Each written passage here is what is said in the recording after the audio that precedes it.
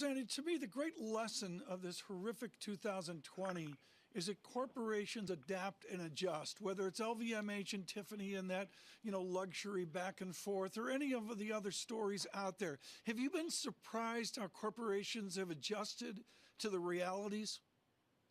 Definitely, Tom. And, of course, that's a great sifting mechanism to judge, terrific management from mediocre.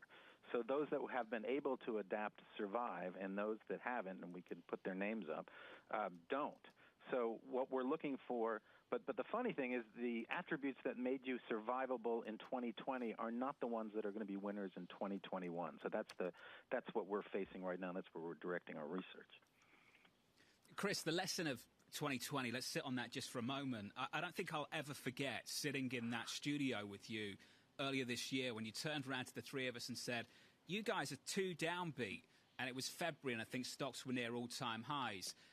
A couple of months later, I think the three of us were right for about 5 minutes to be downbeat on the market, given what was happening around us. But it didn't last, Chris.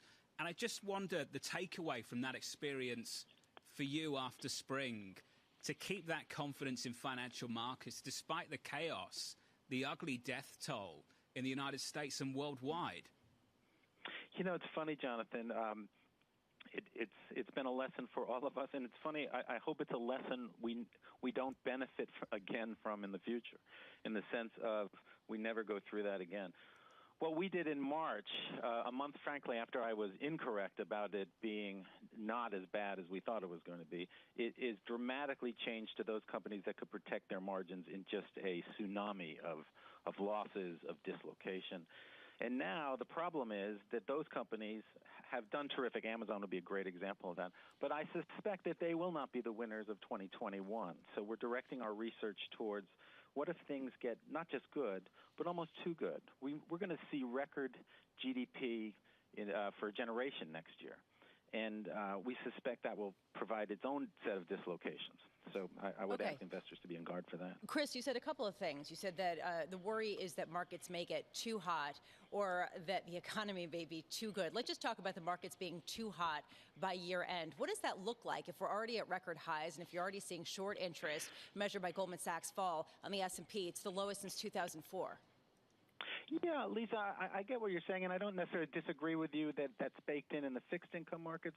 But when you're coming out of a steep drop, and we haven't had this steep a drop since the 1930s, that occurred in March. So, yeah, things always look expensive as you come out. But we think that I would agree with Tom that you're kind of underestimating the recovery. You're going to have 8 to 10% GDP growth year on year in the fall, which we haven't seen since the early 1950s. And all of a sudden, folks aren't going to have owned enough equities. And then I think that's where it gets dangerous. And I think especially because that brings the specter of rising rates for the first time since the financial crisis. So that's what we'd be on guard for next year. Chris, it's fantastic to catch up. And just to be clear, you and I get on well. I certainly was not calling out a mistake. I think you were wrong for a moment and right through the year. And I think that's the story, Chris. Yeah, absolutely. It's our crystal ball's no better than the next guy's, but we adapt quickly. So that's the key. Thank you, Chris. I appreciate your time, as always. Chris Grisanti there, Capital Chief Equity Strategist and Portfolio Manager at MIAI. Tom, that's been a story, and we've touched on it so many times over the last 12 months or so. The ability to be nimble, to be quick, as Chris was talking about, but also to somehow divorce how you feel about the world around you from your own analysis. The great distinction to me looking forward a year, John, is do you want to be in tech or not? Credit Suisse has that bold call, which is basically the facts aren't going to change. Tech is still where it's at, and they've got some other interesting things as well. But there's a lot of people, as you know, John, are saying leave tech and go other places. Who knows where that will be, 4th of July. 4th of July, John, holiday in America. Yes. Have you and Lisa made up then? No. Have you sorted things out? No. You know, when I used to eat breakfast in the morning and I used to argue with my sister, my mum used to put a cereal box between us. So you're going to put, what kind of cereal you're going to put between us? I could be the cereal box. Oh, yeah? Just the tall one. You know when you get that 30% extra free? She was always all about that, not for the extra Rice Krispies. Just because it was that little bit taller. John, Are they the hearing difference that? is Lisa's 30% totally gluten-free. I mean, Lisa's like doing the whole gluten-free breakfast thing, and I'm here doing takeout. No. You know. No, I'm not. Gluten-free. Eggs and toast. Cholula. Eggs on toast. That's what you have in the morning. With Cholula. Okay. With At 4 a.m. you make Cholula. Protein bars. Do you make that? Right? Do you make that at 4 a.m.? What?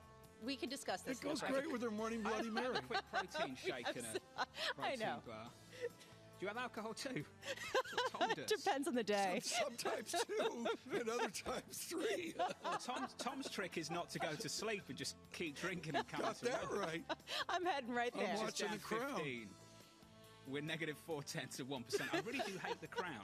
This is Bloomberg.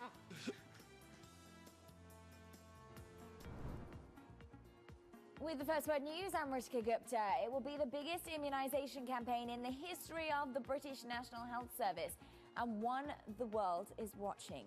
A 90-year-old woman became the first person in the Western world to receive a coronavirus vaccine shot today.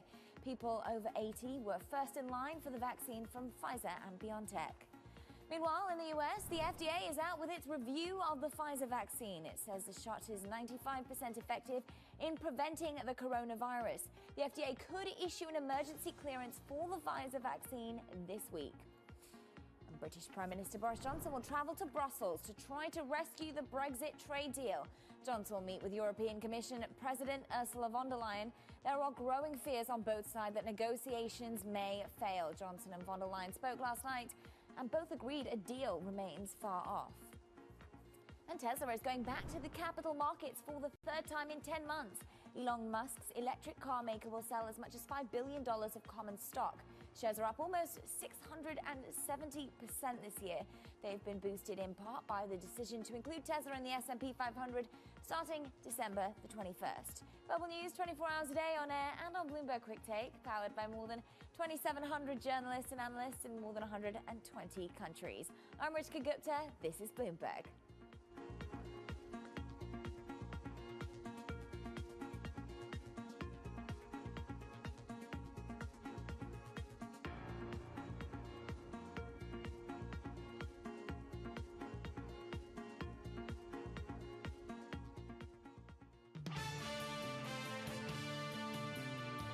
There is great hope for worldwide distribution. I do believe the world, if fully understands that you can't solve this problem just in North America or South America or Europe or Asia.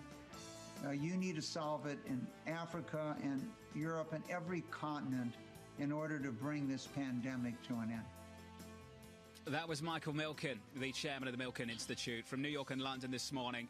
Good morning to you all. Alongside Tom Keane and Lisa Abramowitz, I'm Jonathan Ferro, live from New York and London on Bloomberg TV and radio. Here's the price action for you this Tuesday morning, about 1 hour and 12 minutes away from the opening bow stateside. Futures pulled back a little bit, down 14.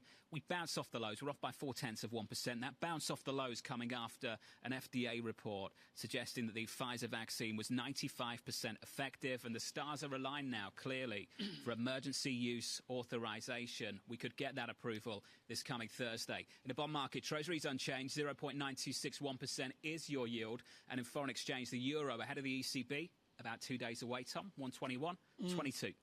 Any number of topics to speak of Washington, John and Lisa. Right now, Leslie Vinja-Murray joins us from Chatham House with a very smart outlook from London on American politics. Leslie, we're at the point in every new administration where all their supporters figure out there's X number of slots and way, way, way more than X number of people that want those slots. How's that managed? What do you do when you got only so many high visibility cabinet and the other jobs and everybody wants to climb on board? Well, and especially I think in this administration where, of course, people 4 years ago thought that they were coming in with Hillary Clinton, and that didn't happen. They've been waiting in Washington. And of course, there's certainly a lot of, moderate Republicans that wouldn't work for Donald Trump that probably would like it. It doesn't look like that's happening. But what we are seeing is, those decisions being made. We heard the announcements earlier in the week about the economic team. Now it's rumored that we are seeing the Secretary of Defense nominee coming soon, Lloyd Austin, who would be the first African-American Secretary of Defense. Remember, Tom, that 43% of America's active duty troops are people of color, and so that would be symbolically very important. And as Biden's looking ahead. He's thinking about having experienced people. There are plenty of those on offer, but about balancing women and men and gender and race and all those very important dynamics that have been central to his campaign. You mentioned the president-elect looking ahead. Is his timeline different in a first term because of his age, because of the pieces that it's perceived he's picking up from President Trump? Is his first year the honeymoon, and then after the first year, is that timeline unique? I don't think, usually we think about the first year, certainly the first 100 days being a honeymoon period. I don't think that we can even conceive of American politics in the same way anymore. There have been 4 years of a lot of disruption, a lot of dysfunctionality, and now we're looking at the tragedy of more than 2,000 Americans dying every single day, the virus not under control, the need for an economic recovery, this very significant question of when the vaccinations will be rolled out. So there's no honeymoon period for the Biden team. I think they're moving ahead very quickly. As you know, the Democrats and the Republicans remain in campaign mode because those January 5th elections in Georgia will determine who controls the Senate, and that will be absolutely crucial to Biden's ability to govern. So I think it's really moving ahead very quickly, not only with the appointments, but also with beginning to get the agenda up and running. And I think we will expect a number of very significant announcements on that January 20th, President Biden taking the U.S.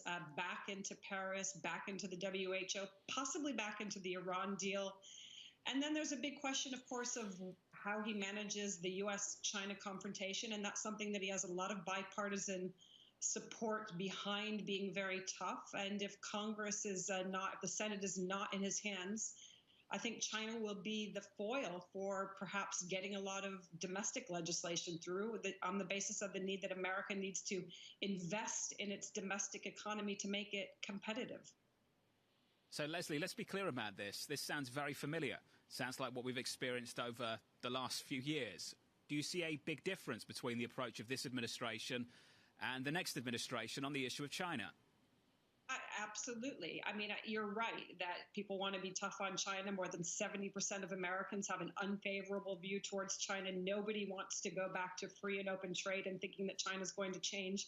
But I think we will see a different approach. We're going to see a tougher approach. We're going to see a Biden administration that is going to push far beyond tariffs on structural reforms, on market access, on questions of IP and technology transfer, all those things that we've been hearing about but not seeing a lot of movement on.